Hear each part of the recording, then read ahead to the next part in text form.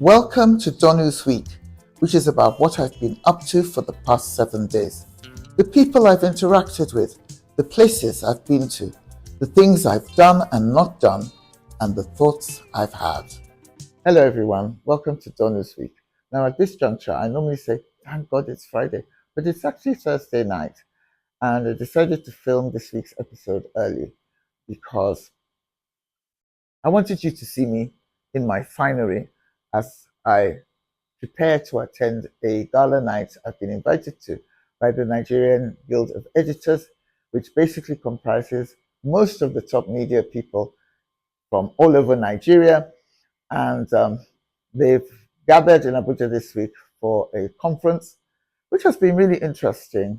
On Wednesday, we were addressed by the President of the Federal Republic, Bola Ahmed Tinubu.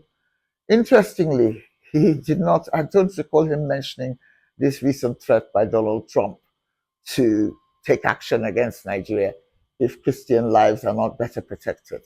That surprised me. We were also addressed by various other dignitaries, including a former chief of defense staff and Peter Obi, the leading opposition politician. And so, it gave us a chance to hear people's views about the media in Nigeria and what we should do and what we shouldn't do. And we also,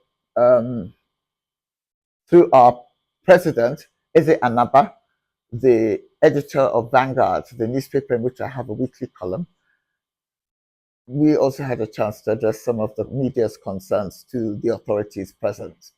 Oh, which included the Minister of Information, by the way. He's our minister. Seems like a really nice guy, actually. And I don't generally like members of this government, but I won't to him. I was meeting him. Well, I didn't meet him. I was seeing him in the flesh for the first time. Okay, so I'm off to a fancy night of fun with my colleagues. It's not often that you get to meet all of the journalists in one place at one time.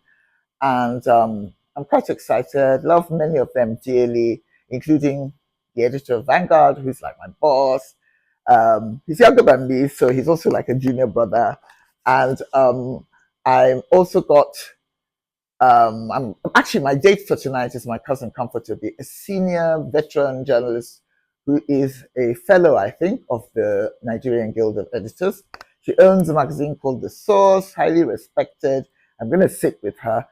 And if we get any good pictures from the gala night, I'll post them on this video, which is coming out tomorrow.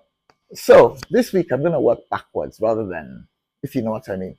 So the other interesting thing that's happened this week was that on Monday, I was invited to a kind of lecture to celebrate the 5th anniversary of First Daily, a publication in which I am soon to have a weekly column.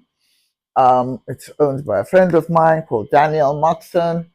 And I've already spoken about the event in the video I did 2 days ago on Nigeria Unfiltered. So I won't go into too many details, just to say that there are loads of interesting people there.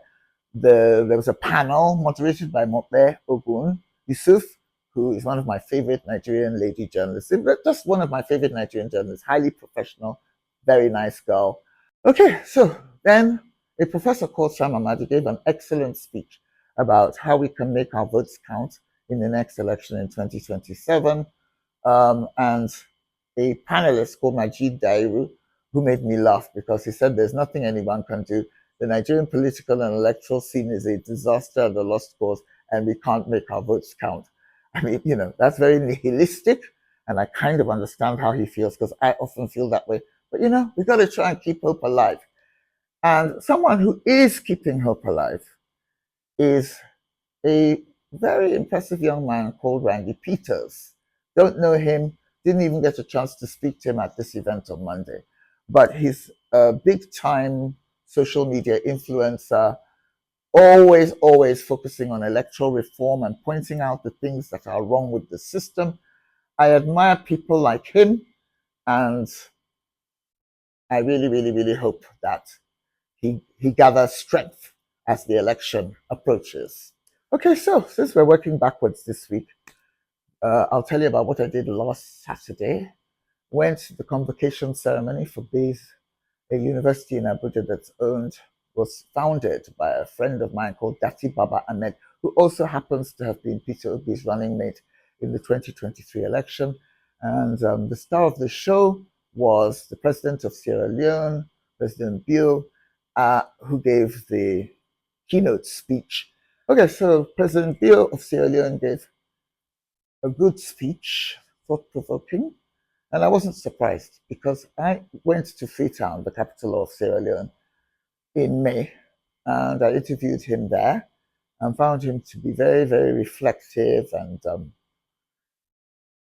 serious. And I have a lot of faith in him, especially now that he's the chairman of ECOWAS, which is a regional organization for countries in West Africa, and it's full of crisis. And I think Bill will be able to do a good job of settling some of those problems. Okay, so I'm going to go and put my dancing shoes on. And that's all for today. See you next Wednesday and next Friday, I hope. Bye.